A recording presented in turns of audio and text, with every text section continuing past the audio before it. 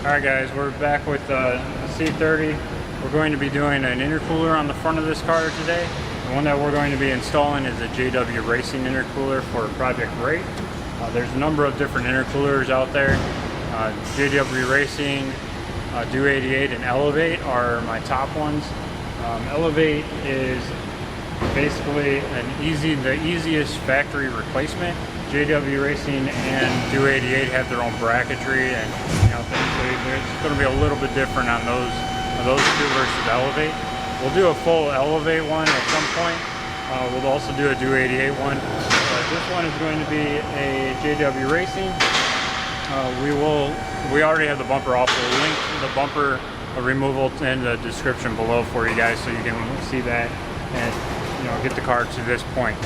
So at this time, you're going to be disconnecting both side hoses. You have one here. We've already loosened it up because we were pulling the motor on this car.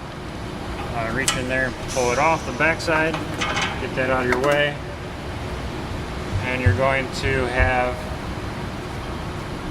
one more on this side. With the bumper off, it's real easy to get these clamps. Loosen up the clamp. It's a 7mm. Take that guy off. A lot of times you guys are going to be replacing the hoses anyway. Alright. Next up is going to be this air guide here. Now this is the trickiest part of the entire install. You can do it a couple of different ways. You can pull the 30s off of the intercooler and then kind of yank this off and get it out of your way. I don't normally do that. What I'll do is I'll get a 25. It's nice to pick up a little ratchet like this. The bit goes in the end, and you'll get up in here and remove the 25 that you see way up in the top here.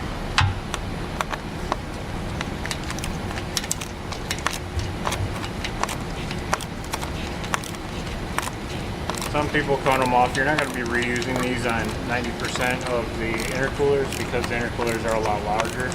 You're not going to be able to reuse this air guide. So you can cut it off if you wish. It really should come off no matter what.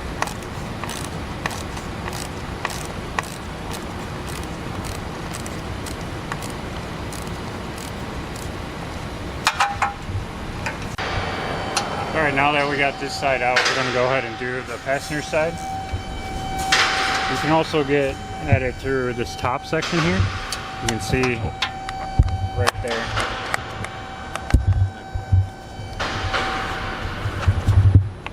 You can also get it through the top, but for me, it's in the bottom's a lot easier.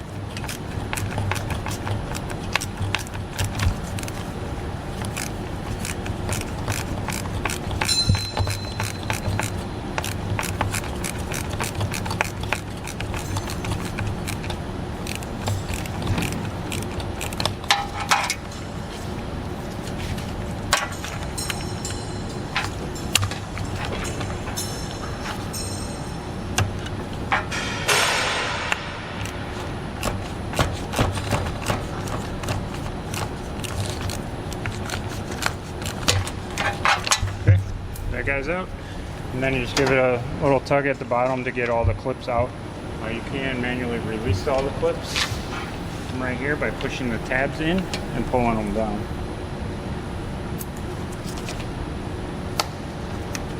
Just like that. Alright, now kind of pull on it, it'll come right out. That guy's going in the garbage.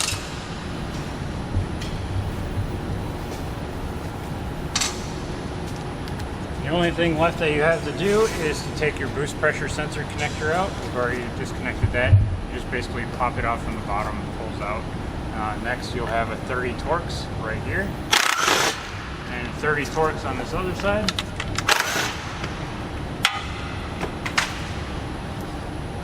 And the intercooler comes out. Oh wow, look at all that. It's fun.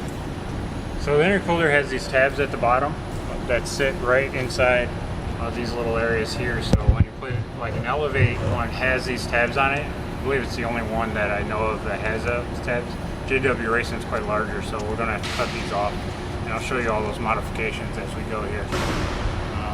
But yeah, that's how to take it off. Next up, we're going to be installing the new JWRacing one. And so let's get started with that. Alright guys, we're here with the intercooler, the stock intercooler. You want to take off your boost pressure sensor. Take that guy off, one little screw. And pop it up. Just like that. Clean it off a little bit. Sometimes they are oil soaked a little bit because they are turbo cars. Alright, so this is your stock intercooler. You can see how massive it is.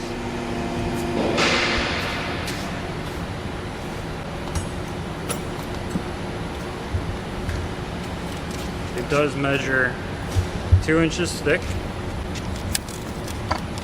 and 4.5 inches tall. It's quite an inefficient intercooler, but it does work for stock in most climates.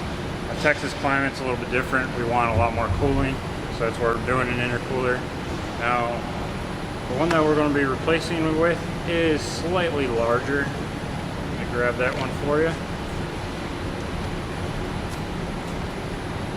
This is the JWRacing intercooler. It is the largest one that I know of, other than Shark used to make one that was slightly larger, but this is one of the biggest that I've seen. That's what she said.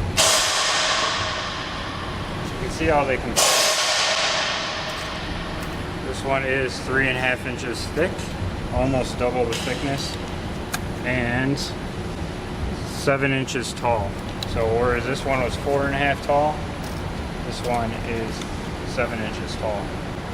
Now you think that it would be a lot heavier, but it's actually not heavy at all. This thing is extremely light. It's obviously aluminum. It's not a cast unit like some of them are, so it's extremely light. For the size, it's extremely light. This one is not going to cut it, so we'll get rid of that guy. Now, I don't recommend this as a replacement for most upgrades. This is a little bit excessive. You will have a pressure drop from side to side if you're running, lower boost turbo. Since we're going with a large turbo on this car, we definitely have enough volume to get the pressure through this guy, and no pressure behind it, so that we're not going to have a pressure drop issue. Naturally, with an intercooler, you want bigger is better, but that's not always the case. I've stated online a few times, and you guys have probably read a lot of that.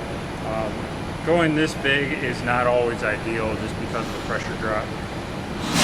So what we're going to do now is get the bumper and everything, all the area cut up so we can install this.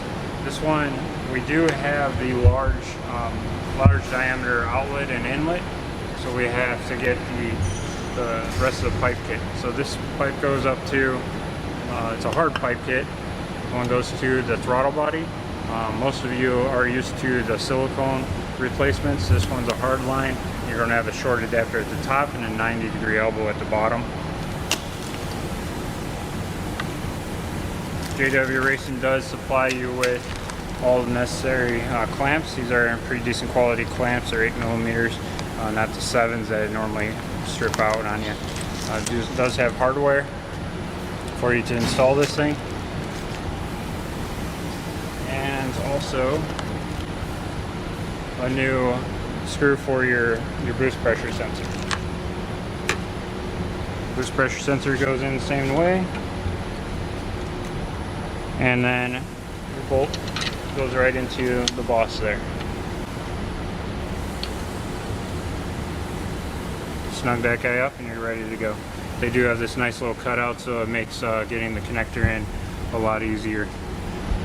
So let's go ahead and get this thing back on the car and show you the modifications needed on a version 1 classic C30 for this. Alright, now that we have the old intercooler off, we did clean this up a little bit. If you're doing this at home, you might want to spray this off with water. Get your hose out and just kind of get all this crap out of there. We use a little air to get it out as close as we can, but there's still a little bit of dirt in there. Probably clean it out from the back side. But the new intercooler will sit right in this general area. We do want to get rid of these tabs and let it sit flush against the front of this.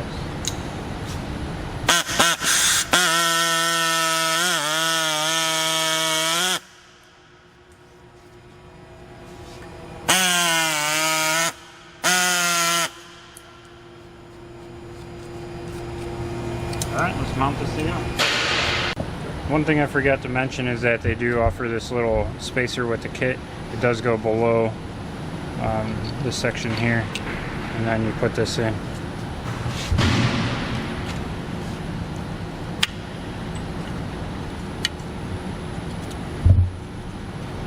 Alright, snug that guy up with your Allen.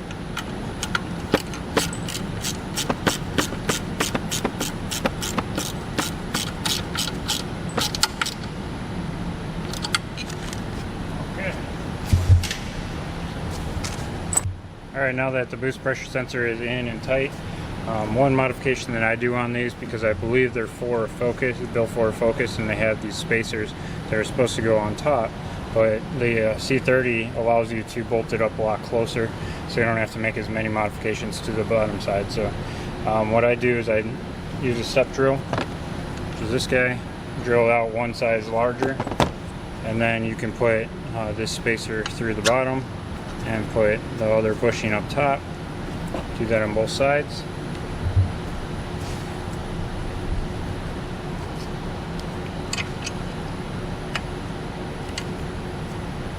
And then once you bolt them up, they're the right space for these bolts, and they just bolt in from the bottom. So on the car,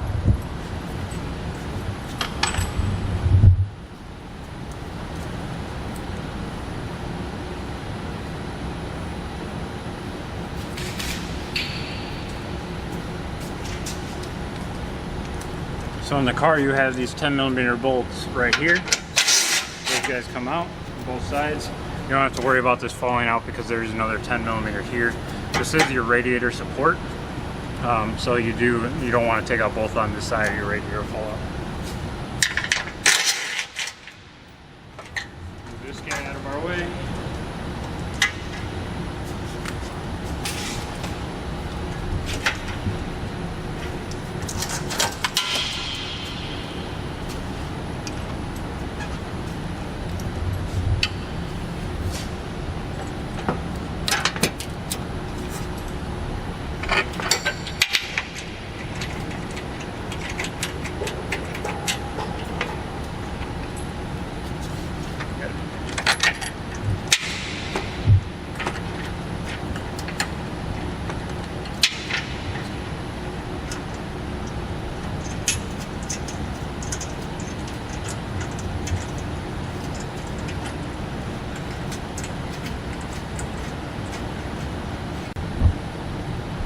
Alright, now that those are screwed in, you're going to want to use a 6mm Allen.